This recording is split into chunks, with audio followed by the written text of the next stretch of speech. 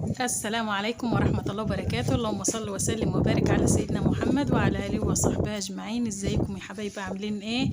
يا رب دايما تكونوا بخير وفي أحسن حال. صباح الخير، صباح البركة، صباح الهدنة، صباح السعادة، صباح الرضا على قلوبكم. ربنا يبارك في عمركم يا رب، أحسن أخوات في الدنيا.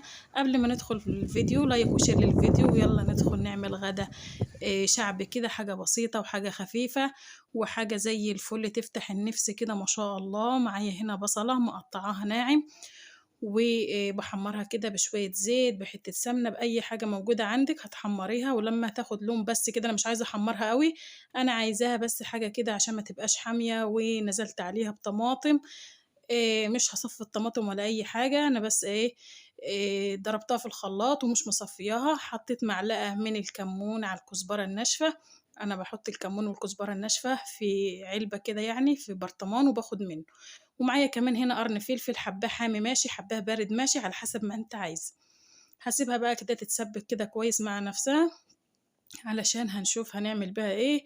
ومعايا هنا إيد عين البوتاجاز التانية هاحط عليها بتنجانة تتشوي كده جنب مني وأنا باحضّر في الغدا. هنعمل غدا كده يعني حاجة بسيطة، بس حاجة بصراحة حرشة كده يعني تفتح النِفس. حطيت البتنجانة على عين البوتاجاز، وقبل ما أحطها خرمتها بالسكينة كده. ومعايا هنا ده فول، طبعًا هو كان في الفريزر عشان كده إن هو جامد شوية، بس هو مستوي ما شاء الله عليه. بس أنا عشان مستعجلة عملته كده بإيد الهون، بتاعة التوم يعني اللي بادق بيها التوم. قلّبت البتنجانة بتاعتي ما اسهاش عنها علشان ما تتحرقش معايا، وكده ما شاء الله الطماطم بتاعتي اتسبكت وراحت زي العسل، مش محتاجة أي حاجة أكتر من كده. هافضّي عليها بقى الفول بتاعنا، وشايفين ما شاء الله هو عشان كان في الفريزر ناشف شوية، بس ما شاء الله شوية فول زي العسل. هافضّي الفول كده أهوّة زي ما أنتم شايفين، أنا ما حطيتش عليه مَيّة وأنا بادُقّه، أنا سِبته بس ناشف زي ما هو كده لإنه كان حَب يعني مش مهري ولا حاجة. وهاحط بقى عليه المَيّة تخفّفيه بقى زي ما أنتِ حابة. ما شاء الله يعني الغدا ده حاجة حلوة كده تفتح النِفس، حاجة حرشة كده. غدا بسيط بس ما شاء الله حاجة يعني. ربنا يديم الخير عندكم في بيوتكم وبيوتنا، اللهم آمين يا رب العالمين. مش شرط كل يوم لحمة وسمك، فراخ وحاجات من دي، طبعًا أنتم عارفين إن الأسعار نار، ومش كل يوم هنعمل حاجة من دي. مرّة كده ومرّة كده وأهي بتعدّي، وربنا يسترها علينا وعليكم يا رب، ويسهّل حالنا وحال المسلمين، اللهم آمين يا رب العالمين في كل مكان. هاقلّبه كده أهوّة زي ما أنتم شايفين، أنا مش هاحط مَيّة أكتر من كده، أنا مش عايزاه خفيف أوي ولا تخين أوي. كده ما شاء الله أهو، بافُكُّه بس من بعضه كده علشان لو في حِتَت يعني مع بعضها ولا حاجة. هاسيبه بقى لمّا يغلي، هاحط له شوية ملح الأول واسيبه بقى يغلي كده بالراحة كده مع نَفْسه، على ما أكون جهّزت بقية الغدا بتاعنا. لو وصلتوا معايا لحد هنا ما تنسونيش في لايك وشير، أحسن أخوات في الدنيا كلّها، ربنا يبارك لي في عمركم يا رب. كده معايا عين البوتاجاز التانية حطيت عليها الصينية ديّة هي مبلولة، هاسيبها بقى كده لمّا تنشف من المَيّة اللي فيها علشان لمّا أحط فيها الزيت ما تطرطشش. كده نشفت أهيّة، هاحط شوية زيت صغيّرين مش هاكتّر، حبّة بس كده بسيطة علشان أنا هاحمّر فيها فلفلة أو فلفل، علشان مكان الفلفل بتاعي أو الفلفلة ديّة بيسوَد، ما ينفعش إن أنا أعمل بيه حاجة تاني، علشان كده أنا ما كتّرتش زيت، شوية صغيّرين بس كده على قد ما أنا هاستخدمهم، علشان اللي هيفضل مش هاستفيد بيه تاني في تحمير حاجة تاني، علشان لونه بيغمق. قلّبت البتنجانة بتاعتي أهيّة علشان ما تتحرقش منّي، ما شاء الله الجنب ده استوى والجنب التاني يا دوب ثواني وهالاقيها استوت. أقلّب الفول بتاعنا بقى غِلي أهوّة، وهاشيل بقى اللي هو الريم اللي على الوش ده باجمّعه كده وباشيله. ما شاء الله ريحة الفول زي العسل، فول بالطماطم والبصل بالتقلية يعني، ما شاء الله ريحته جميلة جدًا، جدًا. هاسيبه بقى يغلي كده مع نَفْسه، وهاشوف معانا الفلفلة بتاعتي والبتنجان دي طبعًا فلفلة رشيدي مش فلفل، الفلفل اللي هو بيكون مكبِّب، أمّا دي فلفلة رشيدي أنا باحبها بصراحة عن الفلفل.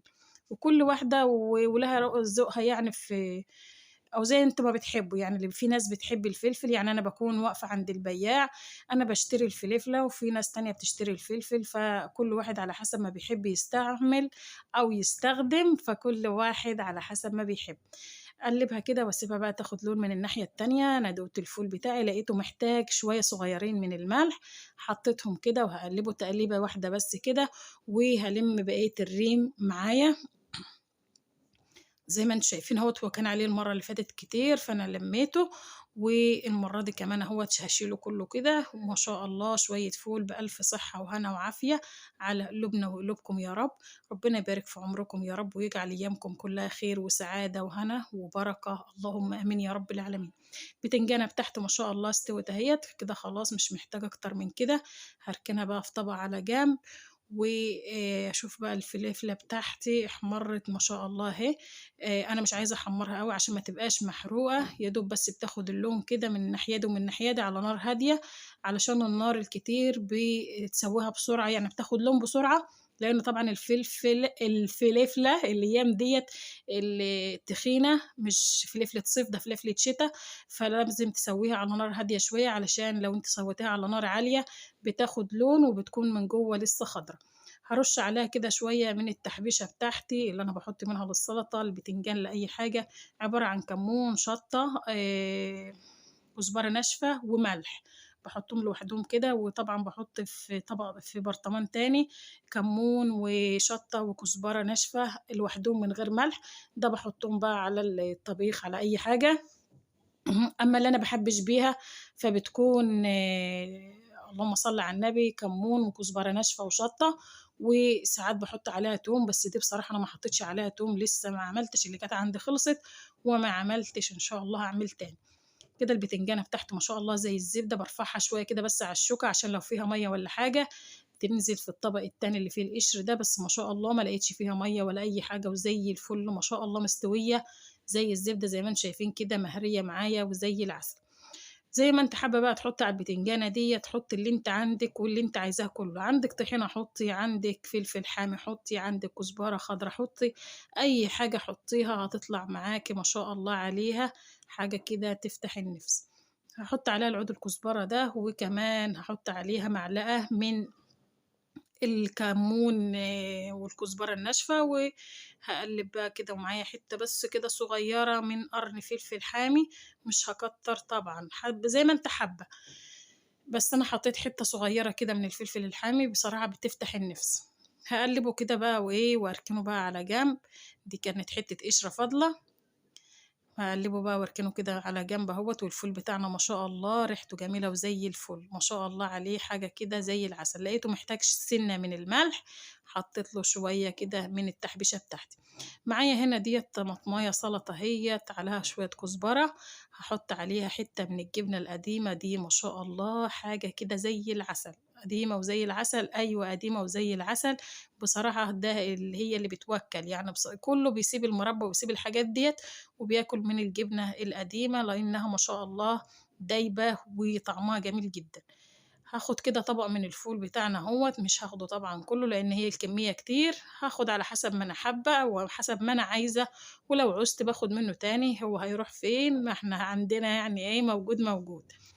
هاحط عليها بقى عود كده من الكزبرة الخضرا، آآ طبعًا أنا مش حاطة لها فلفل ولا حامي ولا بارد، لإن أنا كنت حاطة في الأول وهي بتستوي على النار. دول كانوا آخر شوية بلح في التلاجة، هاحطهم كده في طبق ومستورة والحمد لله، وستر وفضل ورضا وعدل من عند الله، حاجة زي العسل ما شاء الله، أكل كده يعني إيه تفتح النِفس، حاجة حرشة، حاجة زي الفل. كده تمام، تمام. فاضل معايا إيه بقى، أهم حاجة في الأكلة كلّها اللي هي الجبنة القديمة، هاخد حتّة كده وأحطها في الطبق ده. شايفين ما شاء الله دايبة، دايبة كده حاجة زي العسل بصراحة، زي الحلاوة الطحينية بالضبط، يعني ناعمة وحمرا ومش بيضة كده، لأ بصراحة جميلة جدًا. لازم ما ينفعش إن أنا أحُط أكل من غير ما أحُط معاه الجبنة القديمة دي. هنا بقى الفلفل بتاعتي الفليفلة بتاعتي هاشيل من تحتها الورقة اللي أنا كنت حاطاها، وأحطها في طبق كده وما شاء الله. وأدي كمان فليفلة خضرا، للي حابب ياكل فليفلة خضرا ماشي، مقلية ماشي، زي ما هو اللي حابب ياكل، ياكل. معايا هنا بصل ومعايا كمان جلوين، جلوين ده ما بيطلعش إلا في الشتا بس في أيام البرسيم، يعني كل سنة في الوقت ده بيطلع الجلوين ده، بيطلع كده إيه، جنب البرسيم. زي ما انتم شايفين كده وخلص الأكل بتاعنا ما شاء الله، شايفين الجمال، شايفين الحلاوة، مش شرط لحمة وسمك وحاجات من دي، ممكن بتعدي بأي حاجة موجودة عندك وهتعدي إن شاء الله. وإن شاء الله دايما ربنا ساترها معانا ومعاكم. وإن عجبكم الفيديو ما تنسوناش في لايك وشير للفيديو، وأترككم في رعاية الله، والسلام عليكم ورحمة الله وبركاته.